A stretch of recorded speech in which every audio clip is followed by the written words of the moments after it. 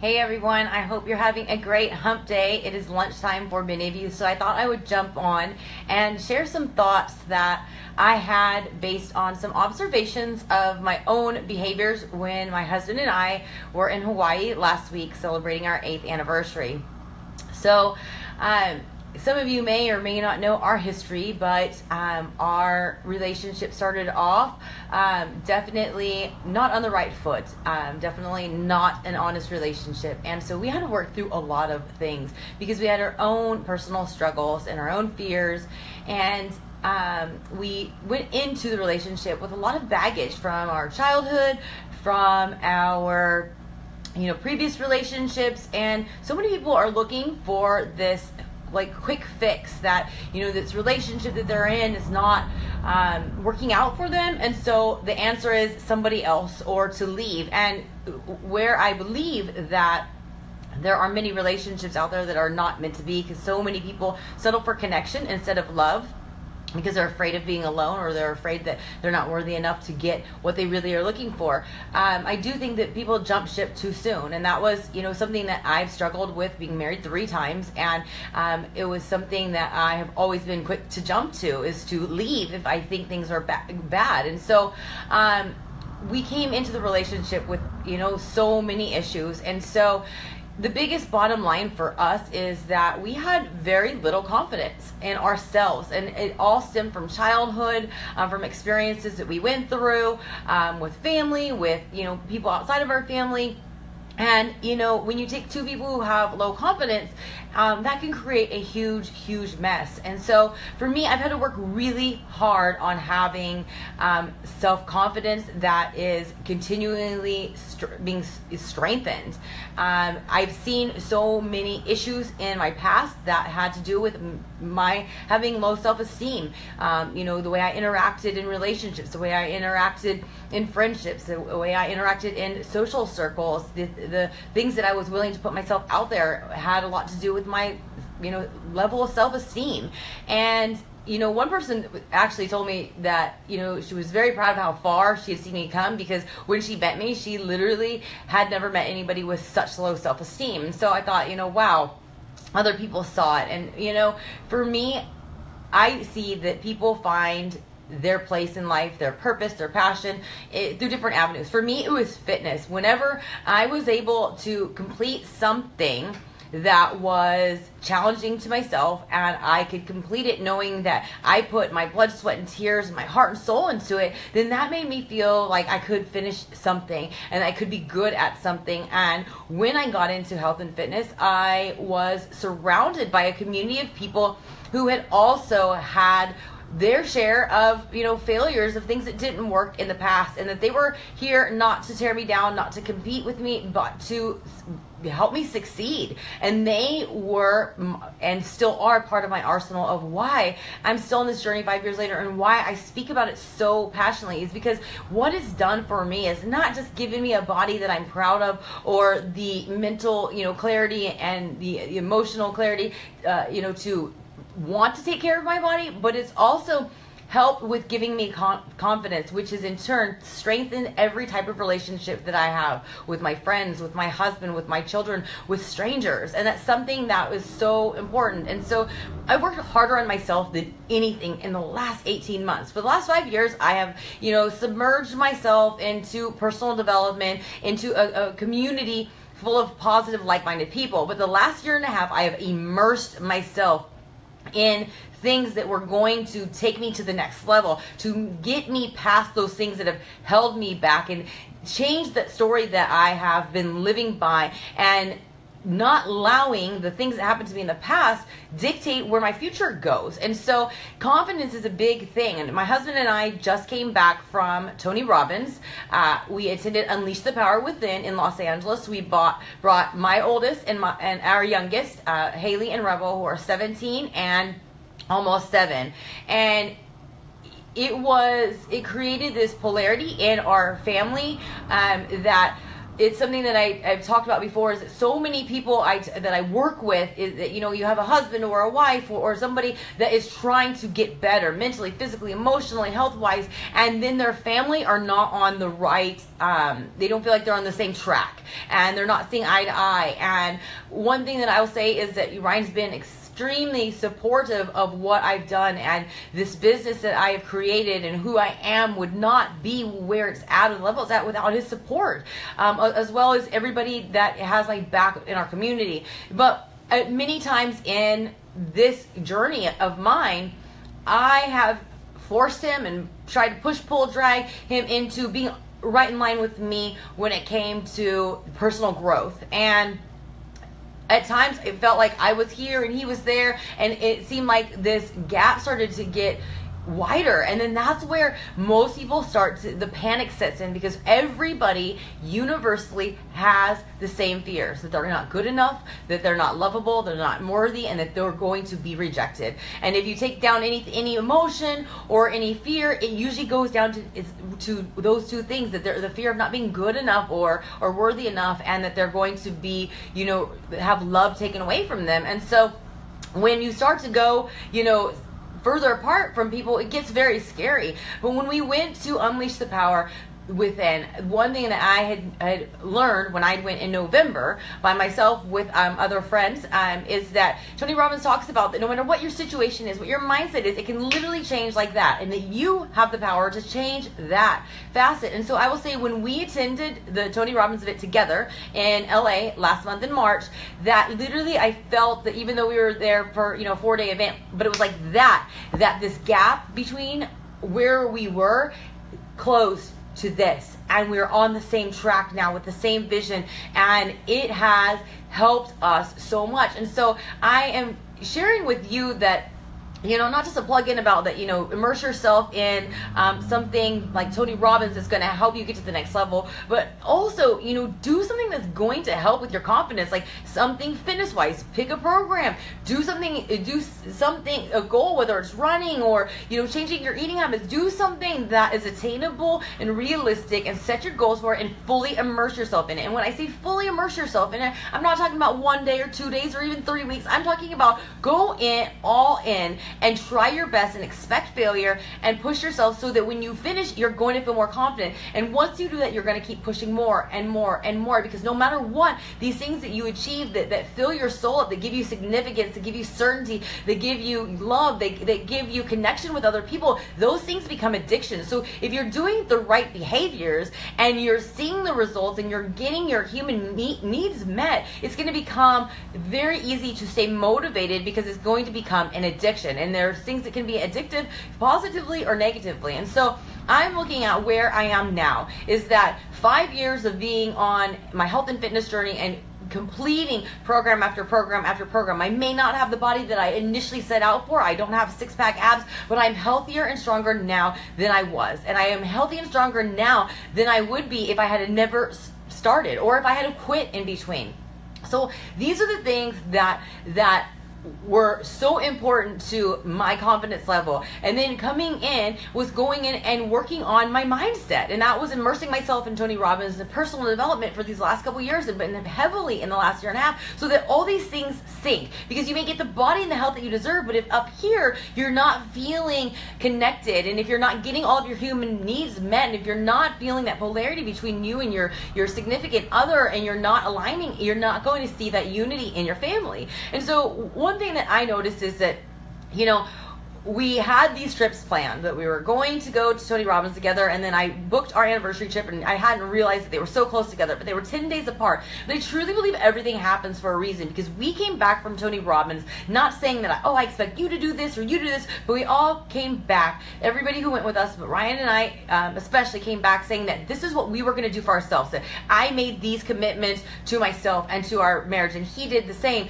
And we came back and we were on the same page. And that was something that, if you study Tony Robbins, he talks about our 6 human needs, and that everybody universally has the 6 human needs, and that is for certainty, for uncertainty, for love and connection, for significance, for growth and contribution. And so there were so many facets in our marriage and in our life that were getting met, but it wasn't balanced. And the biggest thing for Ryan and I is that we didn't have that growth and contribution in sync together. And so going to Tony Robbins and having that gap, go from wide to close together, and then now being able to be in sync with our vision for our family and our vision for ourselves, and having our values and everything aligned together, and being on the same page of knowing what we want, because Tony helped us figure out what we wanted individually so that we could come to our marriage table more confident about what we could give and what we wanted and what we were going to work together to get. And so we had this major connection, this total shift in our marriage, and this belief that things are going to be okay because we have now the tools that we need to be equipped to reach these goals and to be able to find happiness. And so we went to Hawaii together, and I believe that everything happened for a reason. It was a little bit stressful at first, realizing that I'd booked 3 trips within like 5.5 weeks of one another, but I kind of realized, well, if that, I need to have a sense of gratitude. If that's the only thing I really can complain about, then life's not that bad. And so I decided to not stress about those things and to be grateful for the things that we had. And so I was truly grateful at the space that we were in, and that I was a year and a half sober, and that we were working so hard on ourselves and our marriage that this trip was going to be enjoyable. It wasn't going to be a trip that was spent getting wasted or fighting or waking up late and not being able to do what we want because we were hungover. This was a trip of growth and connection, and we didn't do what all the tourists normally do. We did what we wanted to do. We actually got to spend some time also with one of our mentors, and it was funny while we were sitting there, over 2 times that we hung out together, Ryan and I were able to take a step back afterwards and be like, wow, our conversations have really changed. The contribution that we give together in amongst a social setting is so much different. Our minds, our values, our priorities, all these things are so much different than it was 5 years ago. And having that, knowing that we are contributing to a conversation, contributing to our family, contributing to all these different things on the same level together, has brought that polarity in our relationship. And I had thought, at first, when we come back, from one trip, before we leave for Hawaii, I was like, I'm going to get my hair done, I'm going to get my nails done, I'm going to get my toes done. And this is I'm not pointing anybody out who gets that done, because I was that girl who got all that done all the time, especially for any event.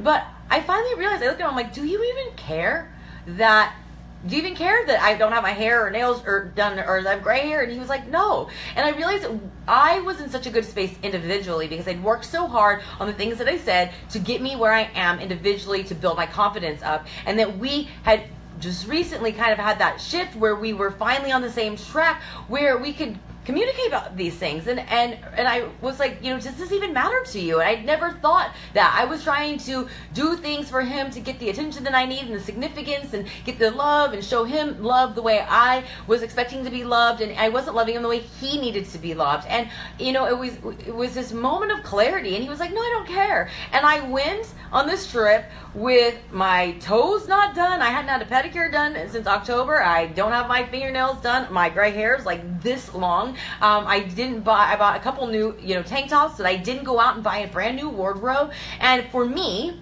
everybody does things for different reasons, but for me, I did those things to make myself feel better and to make myself maybe more attractive to him. And those things didn't matter. And I was so busy doing the wrong things to make a difference in my life, in my confidence level, in my marriage, that I was missing the things that I needed to be doing. And so I went on that trip without my hair done, my nails done, or my toes done, without new wardrobe, and we had the best time of our life.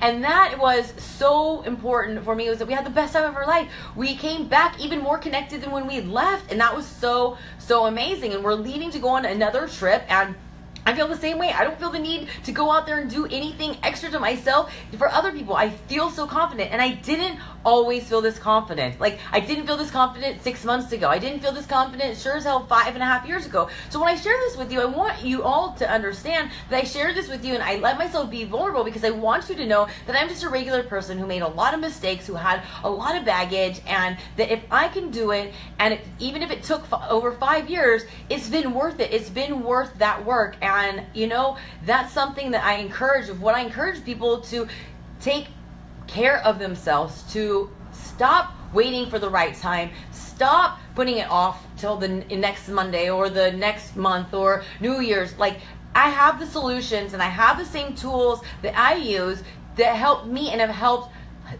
hundreds of thousands of people have the same type of results, the same, strengthening of their confidence, the same strengthening of their relationships. And so I want this for you because I'm not anybody special. I started off just like a normal person who was looking for a solution to feel better about myself. And I literally feel like what I signed up for was literally nothing in compared to what I got. That it seemed very expensive in the beginning, but now I would pay 10 times as much as I paid to sign up. And I feel like what I got was totally underpriced, and the value really wasn't shown when I first started. Like, I got way more than my money's worth. And there's this saying about people, we should oversell or undersell and then overproduce. Well, I feel that that's exactly what happened, is that I was told you can get this and this and this, and my only goal was lose some weight and maybe I'll feel better about myself. But what I've gotten in almost a half years has been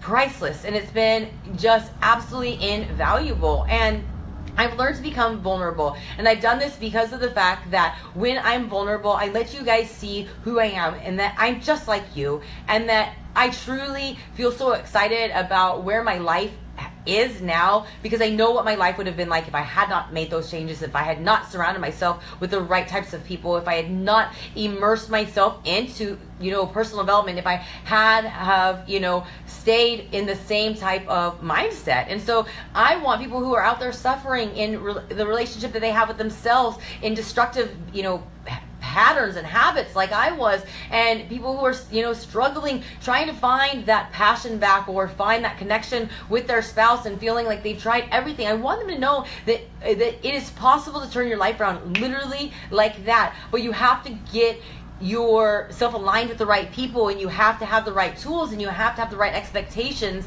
of yourself going into it. And this is something that people talk about this all the time today. They message me like, I wish I had your confidence. I didn't have any confidence at all. It didn't come to me naturally in the household that I was raised in, because the people that I was raised by were not successful. They were not goal seekers. They were not daydreamers. They were not positive people. And so I've had to work for it. And, and a lot of people don't want to work for it because they think it's going to be painful. But I'm telling you, the things that you work hard for bring the most rewards. And that's what builds confidence. But I have those moments too, no matter what I'm doing. I could have just came back from Tony Robbins. I could have just killed a workout. And I still have those moments of doubt. And you're going to have those. And so I think that people are thinking that once you get confidence, that it's going to just stay. And it doesn't. You have to keep working on it. And there was something that we traveled from Texas all the way to Honolulu. And so that was basically about a 9-hour, traveling time. And so getting up early in the morning, airport food, airplane food, it was bad. And the day that we got there, Ryan and I put on our swimsuits as we got to the hotel, and we're like, we're going to hit up the beach first thing. And I was standing outside waiting for the elevator to get down to the parking garage. And I started saying, I'm like, God, I feel fat. I feel so bloated. I'm like, I feel horrible. I'm like, I don't want to be in a bathing suit. And then I was saying this out loud, and then I just looked at my husband. I'm like, you don't care, do you? And he was like, no. And I was like, well, then I shouldn't care. I've done my best, and I'm not gonna let that ruin our trip. And so I share that with you because I want you again to know that I still have those moments, but also that those things, that if I had stayed in that moment and married myself to those thoughts and become obsessed with how horrible I looked or how bloated I looked from the food, or how I beat myself up, that I didn't push myself harder, workout wise or nutrition wise before, that would have literally taken what I now consider the best vacation that my husband and I went on, and completely changed how that story would have went. Because if I was worried about that, it would have affected my attitude. It would have affected our level of romanticism. That it would have affected even our time, because when you don't feel good about yourself, you think about how many times you change your outfit, you try to do different things to make yourself feel better. It could have turned into me, saying like, screw it, it doesn't matter, I'm not where I want to be, so let's just eat like crap on the vacation. I've done those things before. And so instead, I was able to change my mindset right then and say, no, this is not going to ruin my trip. That I'm going to love myself where I am, and that if I don't like what my body looks like or feels like at the end of the vacation, then I have my time to change it. But now's not the time to worry about it. Now's not the time to beat myself up for the things in the past. And I communicated this with my husband, and we had the best time of our life. And so I share this because I see so many women that reach out to me on a daily basis wanting to get started with their health and fitness journey, and then they don't. And it's usually fear of failure, fear of looking stupid, fear of letting me down, fear of being accountable to other people. It's fear. And that comes down to that they're fearful that they're not enough. And I'm telling you, you are enough, that you have to get started. Because if you are right now feeling that you're tired, you're lacking energy, you're lacking sex drive because of how bad you feel about yourself, if you're fighting with your spouse because of the fact that you feel so insecure, if you're not going to events as a family or with your partner because you are very insecure with the way you look, if all these things are happening, if you don't start now, when will you? And if you don't start now, what will these thoughts, these actions, these behaviors that led you up to where you are today lead you 5 years from now, or even a year from now? Where are you going to be? If you don't do it now, when are you going to do it? And when you pick a date, you think about all the things that you're thinking and you're doing and the things that you're putting in your body.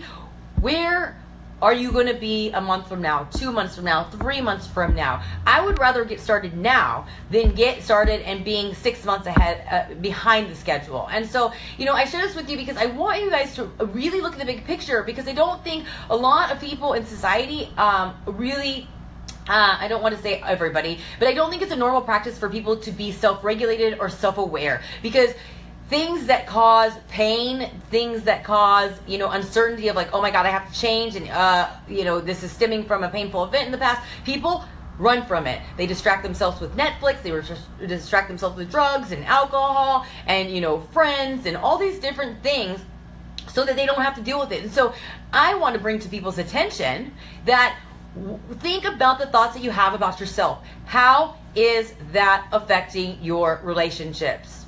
How is that? How is not being vulnerable and not talking to people about how you feel affecting you? Because I know for me, when I started my journey over 5 years ago, I told nobody, not my husband, not my kids, and I had so much stress from the day I ordered my package to the day I got here because I didn't want anybody to know. I was stressed for like 5 days. It was so unnecessary. I was embarrassed in front of my children. I didn't want them to take my picture. I didn't want them to work out in front of me. I banished them from my house, from the room or the house, so I could work out because I was so insecure. Those are the things. Those are the messages that we're sending to people, and so the thing is like I started off this live video talking about how my husband and I's relationship started off very dishonestly, and I will say that there is infidelity issues in the world a lot now, and it's never something that I would condone at this point. I think that it's a wrong thing that I've done in the past of not being loyal to past partners, and it's caused hurt to people that didn't deserve to be hurt when I was being young and selfish. But I will tell you that the studies that I have done, the research I've done when it comes to relationships are, if you're pulling away from your partner, if you're not allowing them to connect with you, and if that is a reflection on how you feel about yourself, and you're not willing to do what it takes to make yourself feel more confident and more open and vulnerable and connected to your partner, then eventually that marriage is going to deteriorate no matter how much, or you're going to be in a marriage stuck feeling completely unfulfilled. And so I'm saying these things is that not that, if you don't get healthy or fit, or your marriage is going to be a wreck, but these things will strengthen your marriage. And if you're already feeling the stress in your marriage, then look at taking care of yourself and applying some self-love and doing something that's going to make you feel good about yourself as an investment in your marriage, and it's something that's not going to take away from your family, but is going to give to your family. Because the thing is, if you feel bad about yourself and it's causing a division between you and your family, then it's going to just keep eroding at your family. And that's the last thing I want to see. I don't want to see husbands or wives,